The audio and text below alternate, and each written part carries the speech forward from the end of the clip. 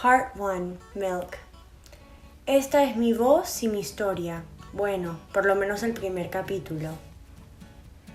My childhood was one of constant tumultuous movement that blended into a sea of big new empty houses and even emptier friendships. Although I was born in Caracas, Venezuela, I'm the farthest thing from being Venezuelan. It's strange because when people ask me where I'm from, I say, soy venezolana. And for a split second, I feel like a former Miss Universe, a beautiful, confident South American bombshell. If only that were true. In reality, I am Peruvian, Mexican, Texan, Floridian, you name it, I am it. And now trying to be a New Yorker.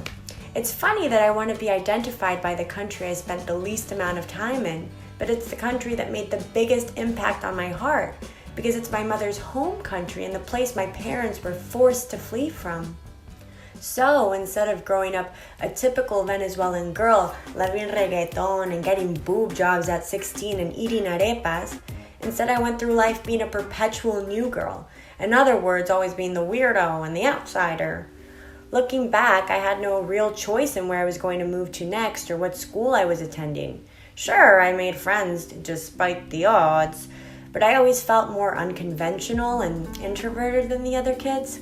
Like in play dates, when they'd bring their Barbies, they would always involve magic fairies and going to the mall.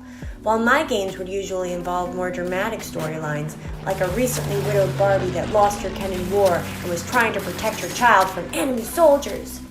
Needless to say, I preferred playing alone. Even when I lived in this small, gated community in Villahermosa, Mexico, where all the kids were pretty much girls around my age, I was still more comfortable being alone. So much so that when I first moved in, I would beg our housekeeper, Esta, and my favorite person in the world, to tell the girls that I couldn't ride bikes today because I was just unbelievably ill. Romy, hay unos niños en la puerta acá para ti. Esta, please, I beg you, tell them I'm too sick to go out. Ay, Romina, que sinvergüenza. Esta, please. Que Dios te bendiga. They would never fall for it, of course, and I would have to turn off the TV and hide in my room until they left. But when I did face the outside, I have to be honest, the girls and I would get into our fair share of shenanigans. We were like a gang of second-grade renegades, riding our bikes to the neighborhood pool like we owned the place. You know, there was always like this big event going on, and we'd strut into those quinceañeras like honorary guests.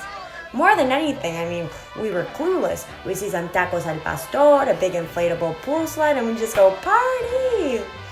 I'd always return home with a hot dog in one hand and the head of a decapitated piñata in the other, like trophies from a victorious battle. Needless to say, my parents smelled something fishy right off the bat and ordered me to cease crashing parties. But that didn't stop me and my band of outlaws from reveling in the spoils of the community pool. I mean, we had nowhere else to go. Where were we supposed to swim? The crocodile-infested lake where the neighbor's poodle got eaten? No thanks. But despite the crocodiles, insects, and Catholic school, Mexico was my favorite. Probably the most exciting thing to happen to me in my 9 years of life was bike riding into the night with my best friends Gabi, Celia, and Maria in our frilly pink pajamas on a school night. We headed out for a midnight bike ride around the neighborhood. I can still feel the spirit of unabashed freedom in the night air. It felt like we were flying across the moon, you know, like those kids from E.T. It also helped that I wasn't wearing any panties under my nightie, and it felt pretty great. Yeah, Mexico is hands down the best, and that's why it was the hardest one to leave, especially when it meant returning to Texas.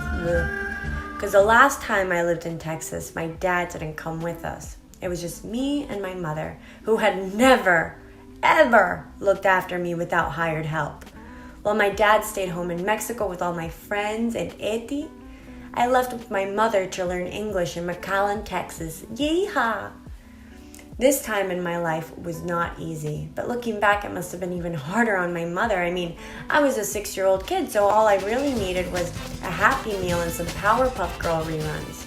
But here was my surgeon mother taking care of a kid by herself while working as a doctor's assistant because she didn't have the license to practice medicine in the U.S. All I remember is missing my dad so much, and always grabbing my bag and packing it with my favorite stuffed animals, my ballet shoes, a bunch of junk food, and threatening to run away. Despite it all, I got used to the weekend visits from Dad and my Tex-Mex school. But the real kicker came when my mom got pregnant at 43. Ew.